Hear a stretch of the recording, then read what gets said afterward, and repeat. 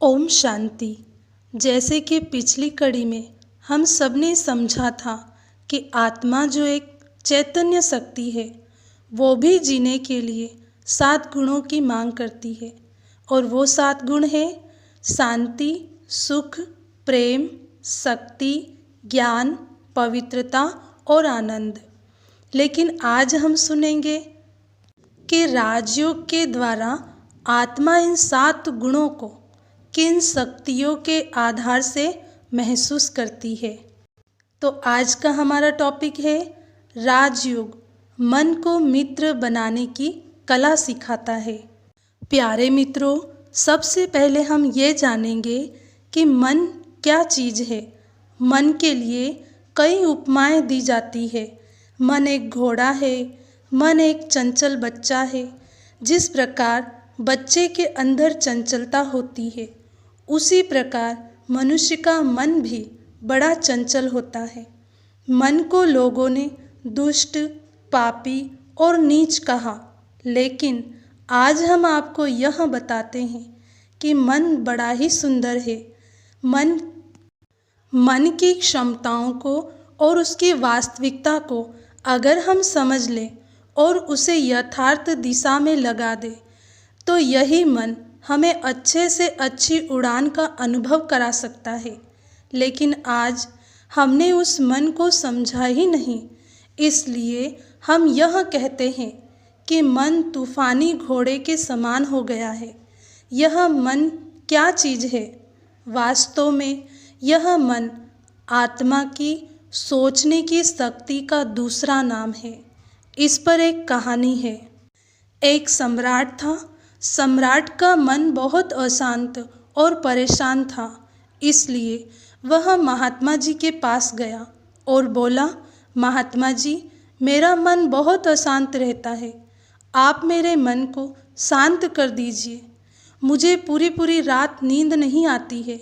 महात्मा जी ने कहा, ठीक है, मैं आपका मन शांत कर दूंगा, लेकिन आप कल सुबह 4 बजे आइए।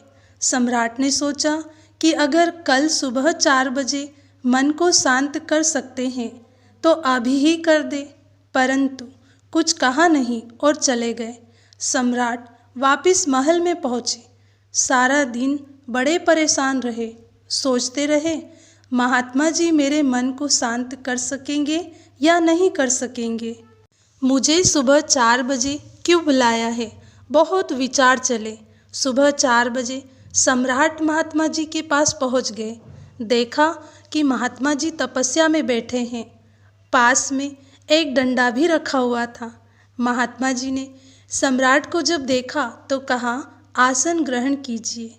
फिर पूछा, क्या अभी भी आपका मन अशांत है? सम्राट ने कहा, हाँ, मेरा मन बहुत अशांत है।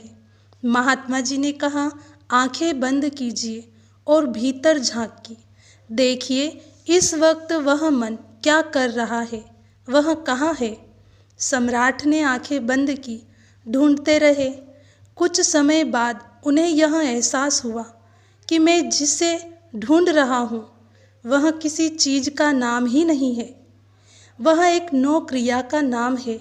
जिस वक्त सम्राट 9 मन को ढूंढने लगे, उस वक्त वह 9 क्रिया शांत हो गई और सम्राट का मन शांत हो गया। अर्थात मन एक क्रिया का नाम है। मन कोई चीज़ नहीं है, वह क्रिया है, सोचने की क्रिया। आज के समय में हमारा जीवन या जीवन जीने की शैली इस प्रकार बन गई है कि यह क्रिया अधिक से अधिक चलने लगी है। हमारे पास समय ही नहीं है अपने भीतर जाने के लिए, उस क्रिया को देखने का कि यह क्रिया किस दिशा में चल रही है। जिस वक्त हमारे पास थोड़ा भी समय हो उस क्रिया को देखने का, उसकी क्वालिटी को देखने का, तब हम मन की शांति का अनुभव भी कर सकते हैं।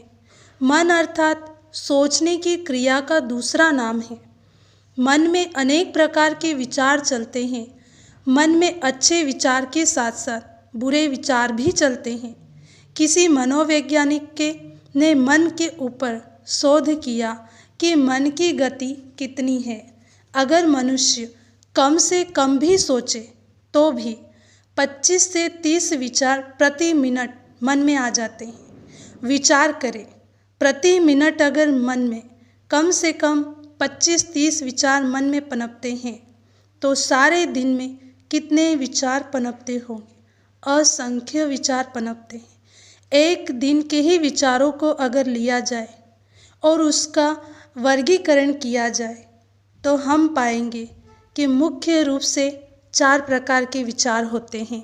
तो पहले प्रकार के विचार को कहा जाता है पॉजिटिव विचार, अर्थात मूल्य युक्त विचार, अच्छी भावनाओं से युक्त विचार, जिसमें स्वार्थ की भावना न हो, बुराई न हो, उसे कहते हैं सकारात्मक विचार। दूसरे प्रकार के विचार होते हैं आवश्यक विचार, दिन प्रतिदिन के कर्म से संबंधित जो विचार होते हैं वो है आवश्यक विचार, जैसे कि किसी व्यक्ति से मिलना है, यह काम करना है, आदि आदि। ये हमारे कर्म से संबंधित विचार है। तीसरे प्रकार के विचार है नेगेटिव अथवा नकारात्मक विचार। ये विचार कोई न कोई कमजोरी लिए हुए होते हैं। किसी ने किसी की बुराई की, स्वार्थ के वशीभूत पनपने वाले विचार अर्थात नकारात्मक विचार कहलाते हैं। चौथे प्रकार के विचार होते हैं व्यर्थ विचार।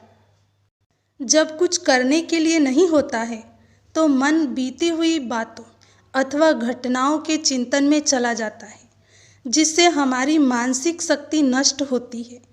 हर विचार को चलाने में मानसिक शक्ति तो खर्च होती ही है। विशेषज्ञों के विश्लेषण के अनुसार विश्व के 80% विचार भूतकाल की घटनाओं से संबंधित होते हैं। इससे पता चलता है कि वर्तमान से ज़्यादा भूतकाल में ही जीवन जीते हैं। 15% विचार हमारे भविष्य की चिंताओं से संबंधित होते हैं।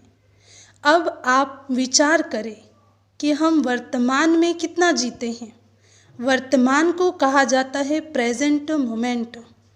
किसी को कोई गिफ्ट देते हैं उसे भी प्रेजेंट कहते हैं। लोगों को प्रेजेंट काफ़ी अच्छा लगता है। गिफ्ट छोटी सी ही क्यों ना चीज़ हो, लोगों को प्रेजेंट ही अच्छा लगता है। यह वर्तमान की घड़ी भी ईश्वरीय गिफ्ट है, ईश्वर का दिया हुआ प्रेजेंट है।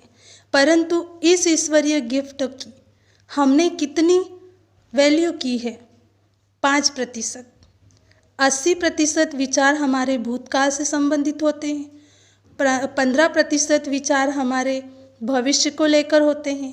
तो गॉड की दी हुई इस गिफ्ट को वर्तमान समय के लिए हमारे पास मात्र 5% विचार है। इसलिए संसार में दुख बढ़ गया है, क्योंकि उस ईश्वरीय गिफ्ट की वैल्यू को हमने समझा ही नहीं और इसका उचित उपयोग किया ही नहीं है।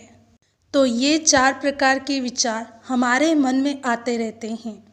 अब आप विश्लेषण करें कि किस प्रकार के विचार ज़्यादा आते हैं, तो हम पाते हैं कि पॉजिटिव विचार बहुत ही कम चलते हैं, जो कि कभी कभी मन में आते हैं। आज मनुष्य यदि भगवान को याद भी करता है तो वहाँ भी बिजनेस ही करता है। कहते हैं, हे भगवान, अगर मेरा ये काम हो जाएगा तो 51 रुपये का प्रसाद चढ़ाऊँगा अथवा नारियल चढ़ाऊँगा। अगर हमारा काम हो गया तो भगवान को प्रसाद चढ़ाएंगे और नहीं हुआ तो नहीं चढ़ाएंगे।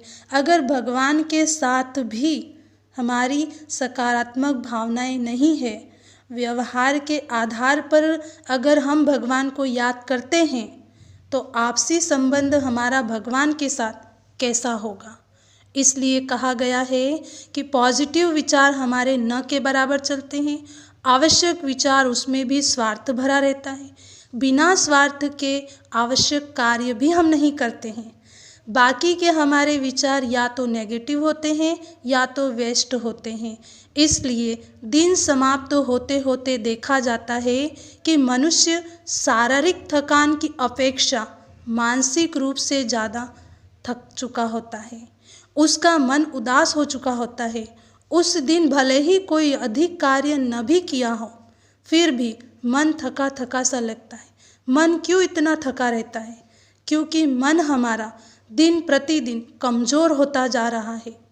सारा दिन हम मन की शक्ति का प्रयोग तो करते हैं, लेकिन मन को शक्ति प्रदान करने के लिए कुछ भी नहीं करते हैं। इसलिए आपसी संबंध और व्यवहार में चिड़चिड़ापन आता जा रहा है। अच्छा, आज जो हमने मन के बारे में जाना, यह है आत्मा की पहली शक्ति। 3 शक्तियाँ हैं, मन, बुद्धि और संस्कार। अगली शक्ति बुद्धि है, इसके बारे में आगे जानेंगे। ओम शांति।